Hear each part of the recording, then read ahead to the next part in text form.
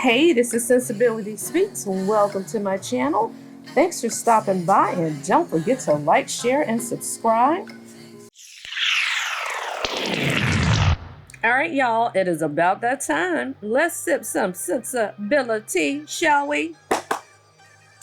So Carlos King interviewed Maurice Scott, honey, and let's just say the misogyny of it all. Honey, let's break this thing down like a fraction. This is a reaction video. Let's get into it. And on my boy, Maurice J. Scott. So welcome him to the podcast. What's going on, Maurice? What's going on, Carlos? Hey, it's a rough day out here. Rough crowd. How does it feel to know that you once started out as being the Maurice? I don't know what you're expecting, but I'm going to tell you what it is. Everyone loves Maurice. So sweet. Maurice is great. These past few episodes, especially tonight after we saw the meeting between you, Kimmy, and Kaiwa, people are thinking you are a dictator. Hey, listen, I heard that before. Who is it? Some guy that Maurice needs to grow up a little bit and focus on being a supporter instead of a dictator. A dick with a K. I don't know. He's really familiar with your show and does some reviews. He came up with a dictator. Nah, I don't think I'm a dictator. Hey, the way things are going, I'm not getting enough taking. Now, this might be a dick. Hey, Carlos, listen, man. Look at Carlos, just a giggling and a sniggling like a damn schoolgirl jumping rope in a damn playground. Child. I don't know if this is going to be like a regular coffee, chill out type of interview, or if hey, listen, I'm prepared for war too. All right? This might be Love and War, Huntsville. There's a lot going on here, man. What? Wait a second. What is that, a saw? What is... No, it's a sword, man. It's a sword. It's for drinks, though. You pop it off, and then I might have to drink a little in this interview. You make a lot of money, Maurice. How much did that cost? Oh, aren't you a clever one? Oh, you're definitely trying to get brownie points from Mr. King. So you have a sword, whatever the hell it is, that you can drink from? Honey, to me, that's symbolism. It's symbolic of a male member, a phallus, a penis, okay? And so for you to drink from it, honey, I know Carlos is probably thinking that is reminiscent to what maybe he and his African friend may do, his boyfriend. I'm just saying.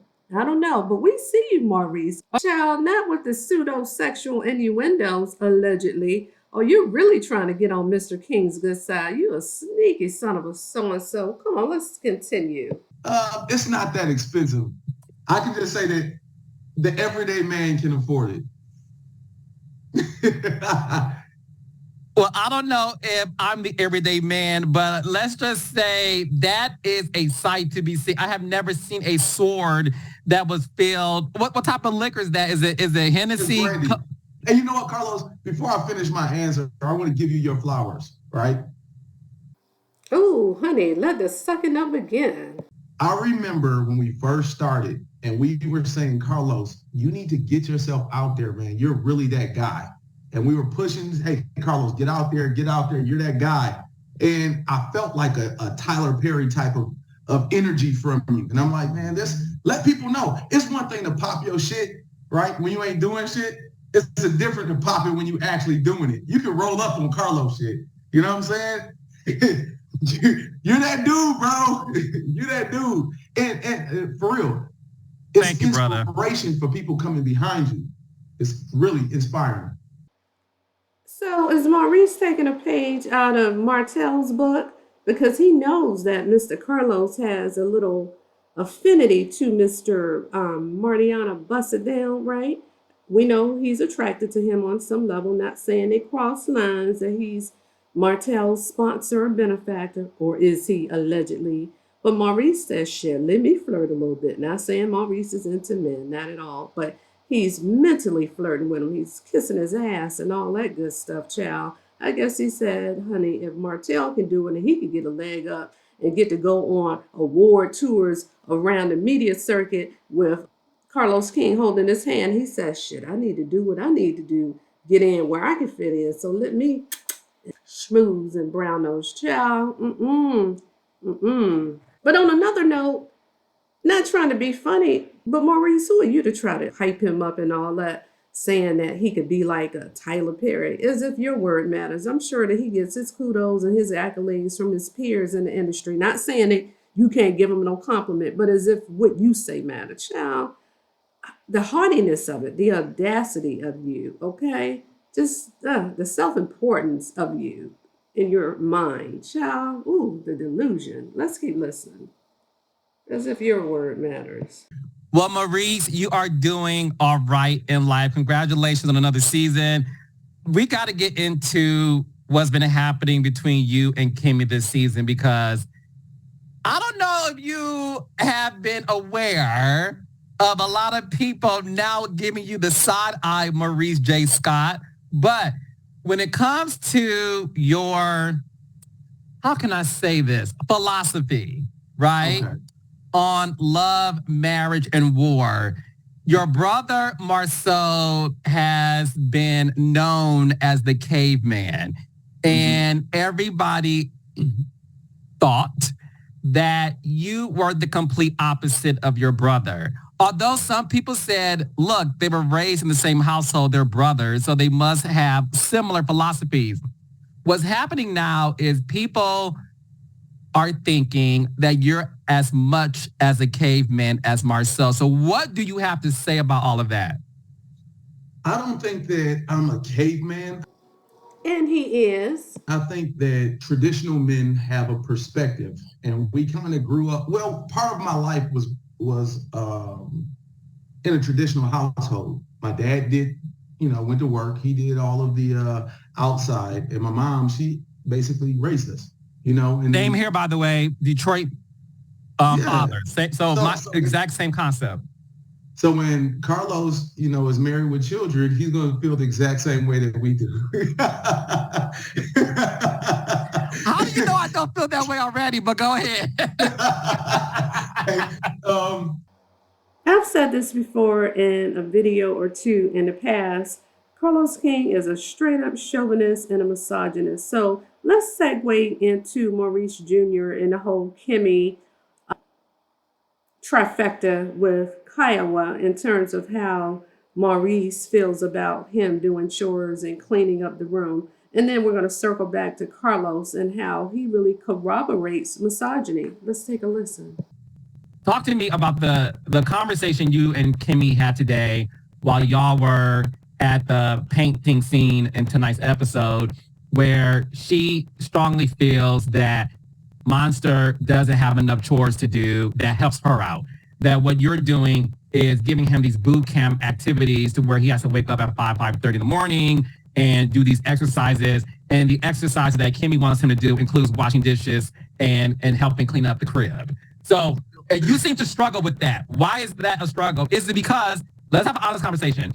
Is it because I, like you, grew up in a household to where me included, me and my 6 brothers were not responsible for cleaning. My sisters were. We were responsible for shoving the snow, taking out the trash, and doing quote unquote manly stuff. Is that your thought process when it comes to your son?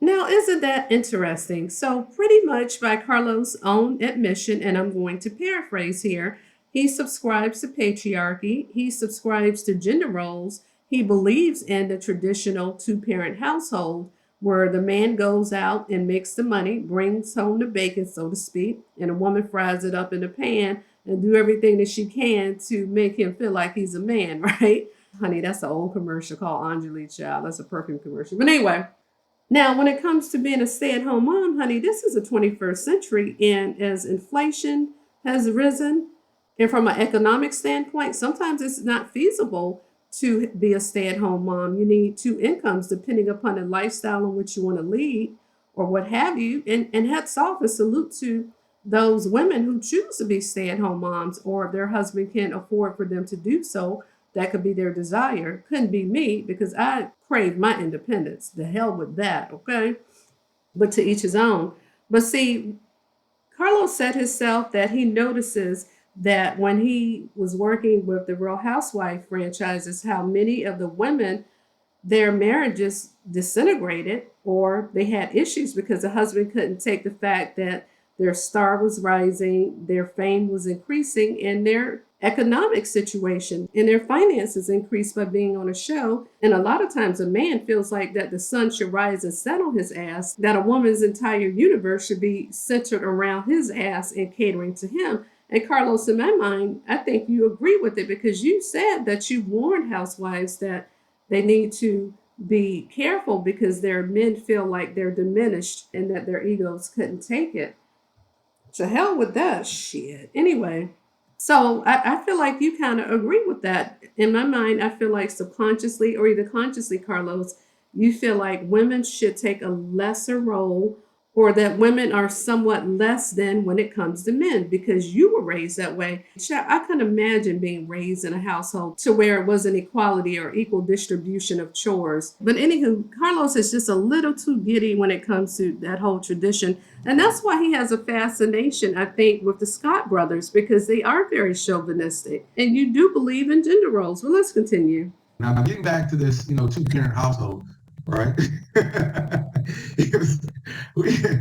Growing up in like that two-parent household, you just see a system that works, right?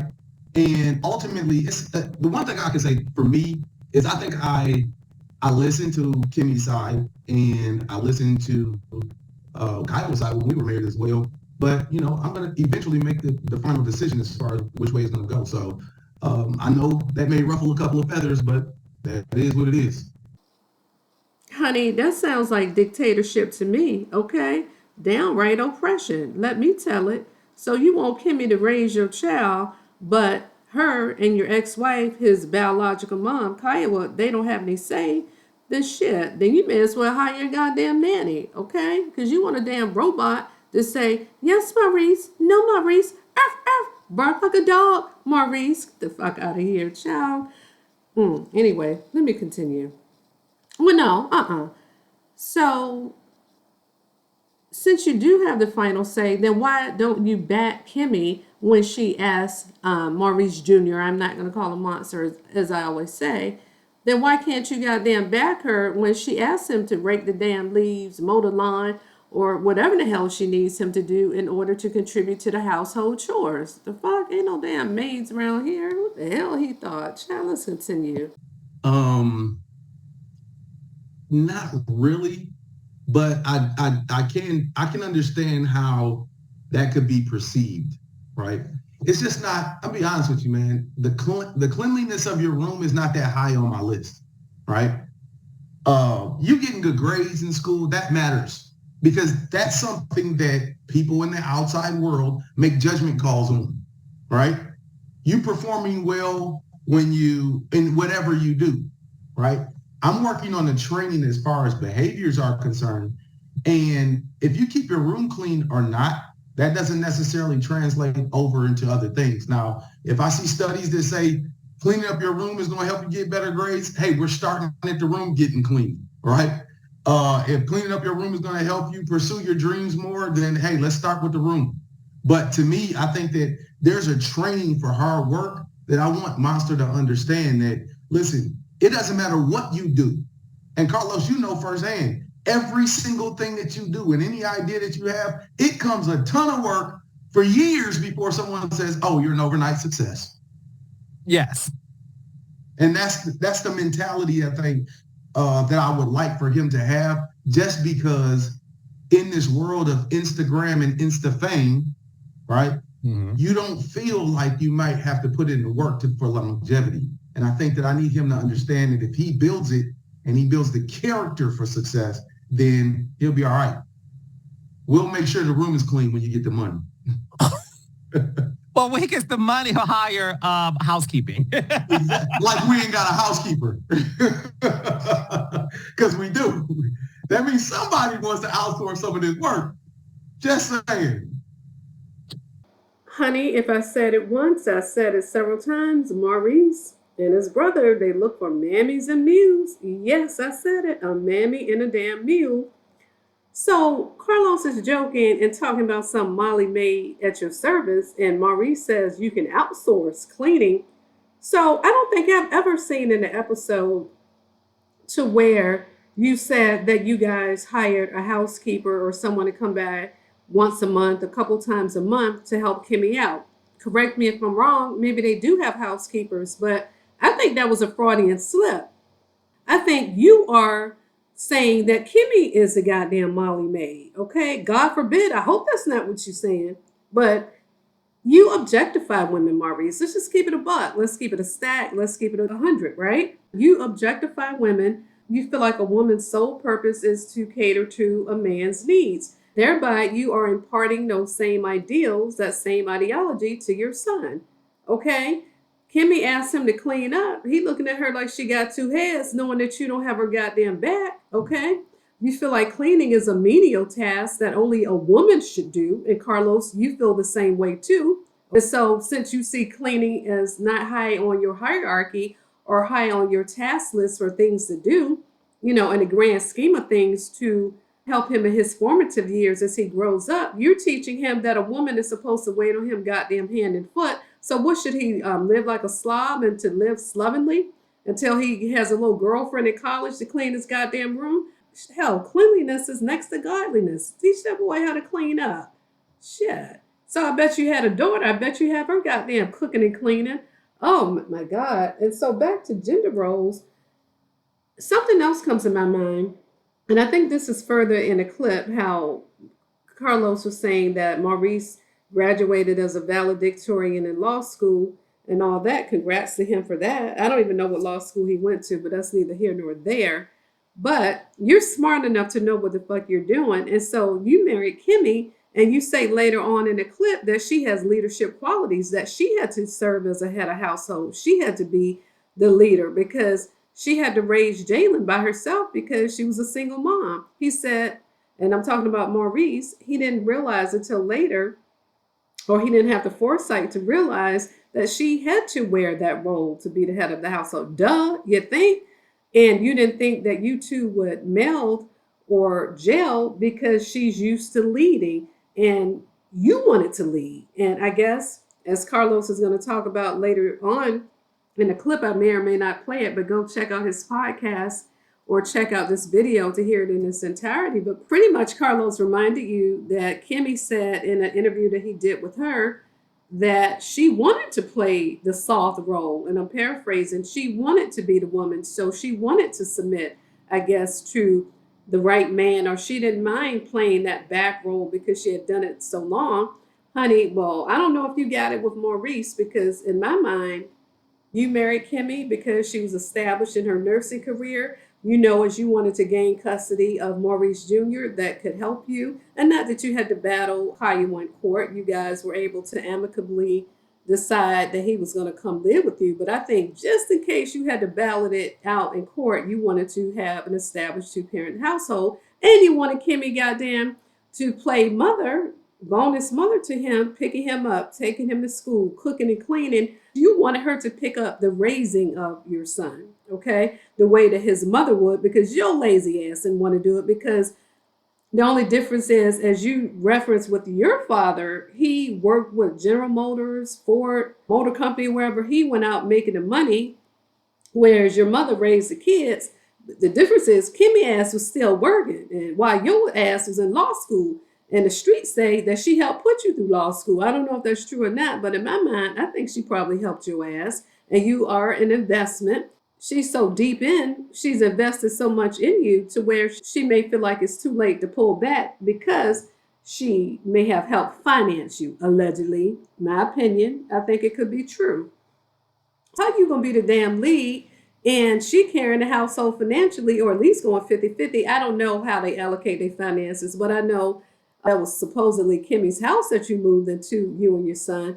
I have a huge issue with Black women submitting to men and wanting women, especially in that whole manosphere, you're wanting women to pay 50-50, go out and work goddamn 8 hours a day, just like you, whatever your chosen career path is. And then a woman has to come home and do the traditional role of catering to your Black ass, right? That being a man. And you have to raise and rear the kids and do all of that stuff while a man is sitting up like King Tut. Now, I'm not saying this of all Black men. Absolutely not. There are some good brothers out there. But honey, them ones with that traditional shit, half them Negroes don't have two nickels to rub together. a pot to piss in or a goddamn window to throw it out of, but then want somebody to goddamn be beholden and bowing down to them. Shit, if you don't get the hell out of here with that BS, try not to curse y'all, but I'm just saying, that just grinds my goddamn gears. Some motherfucker talking about some 50-50 and all this, you submit to a man. Honey, that's a whole nother conversation with Black men being so obsessed with tradition, because here's the thing, you guys can't compete as a collective in the Black community. Black men have a hard time competing from an economic vantage point, from a financial standpoint, with the men, and I've said this in other videos, you can't compete with your counterparts, meaning Caucasian men, Asian men, and other men when it comes to economic prowess, okay?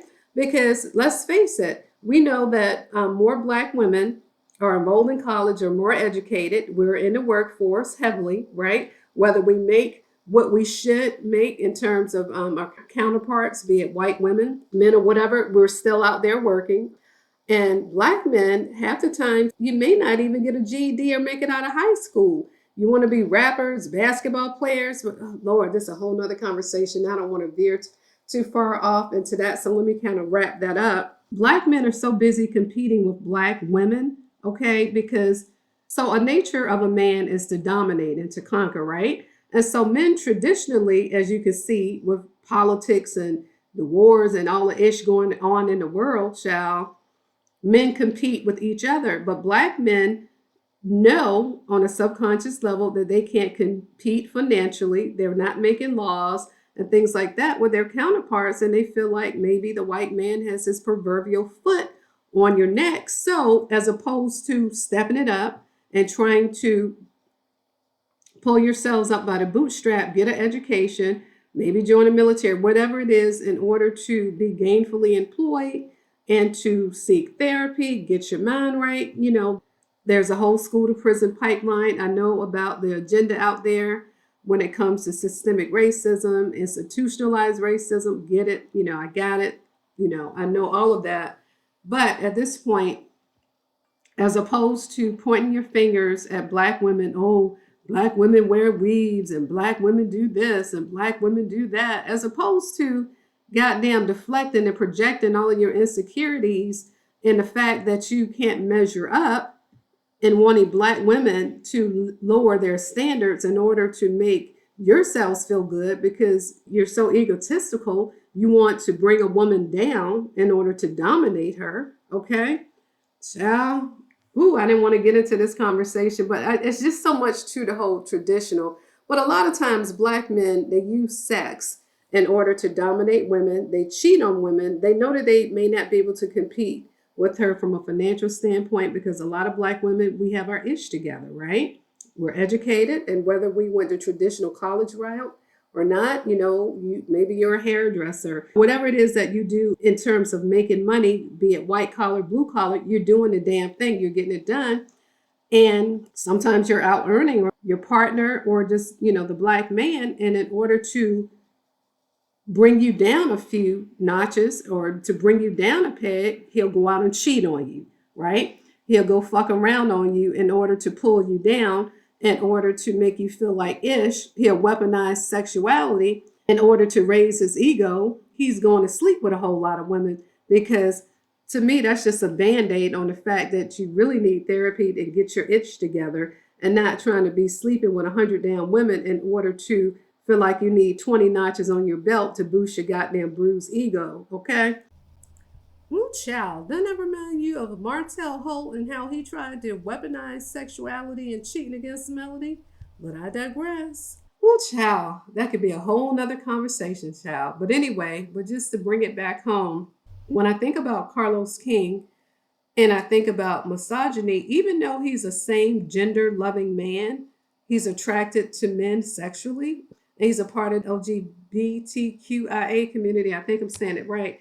Sometimes, how can I put this delicately? I feel like sometimes homosexual or same gender loving men, just because you're attracted to another man, that does not take away the misogyny and the chauvinistic viewpoints that you have against women. Okay, I don't care if you're Black, white, blue, whatever your ethnicity, you still see women in a certain light and you're misogynistic against women. Just because you're attracted to men, that don't take that away. And now, is that to say that that applies to all same gender loving men? Absolutely not. Absolutely not. But for some, absolutely. And the same for heterosexual men. Are all of them chauvinistic? Absolutely not. But a whole goddamn lot of them are talking about heterosexual men. But anywho, I'm gonna go ahead and wrap this up. I wanted to play. I think I'll play another little snippet of this just to kind of bring it home. But I can't get over Carlos King. He has an obsession with the mind of straight black men and how he listens to their podcasts and things like that. And I'm like, child, I hope you ain't listen to that shit in the manosphere, with their misogynistic asses. Those are not dudes you want to incorporate. No, one thing, I don't know if people know this, and we'll talk more about this at the reunion. I am obsessed with straight black men's podcast because like you said, we both grew up with black fathers who were the head of the household, very traditional, brought home the bacon. Our mothers were housewives. They took care of the family because we both come from large families of siblings. And I'm always interested in how straight black men think, which is why I'm able to do the job that I'm doing, right? Because I love to get the perspective. One thing that I'm realizing in my research, if you want to call it, but I love it. I'll give them shout outs like Earn Your Leisure was more about finance. But even relationship podcast, I'm obsessed with how black straight men think. And the reason why I think Love and Marriage Huntsville is the #1 show on OWN, congratulations, is because it's an opportunity for the world, especially women, to hear how men are thinking. And one thing I've learned through watching these podcasts and even watching the show and knowing you guys are very traditional. And what I find interesting is at the end of the day, your wife married you knowing you have these traditions. And Carlos, if you ever do another show, another franchise, you already started Love and Marriage Detroit, please show some healthy dynamics between black men and women. Some who really love their spouses, love their wives, and not necessarily trying to dominate her, but want her to play this submissive Pollyanna Stepford wife role. One to where there's an equal partnership or equal footing. Okay? So anyway, this is Sensibility Speaks. Thanks for stopping by, and don't forget to like, share, and subscribe. Bye-bye.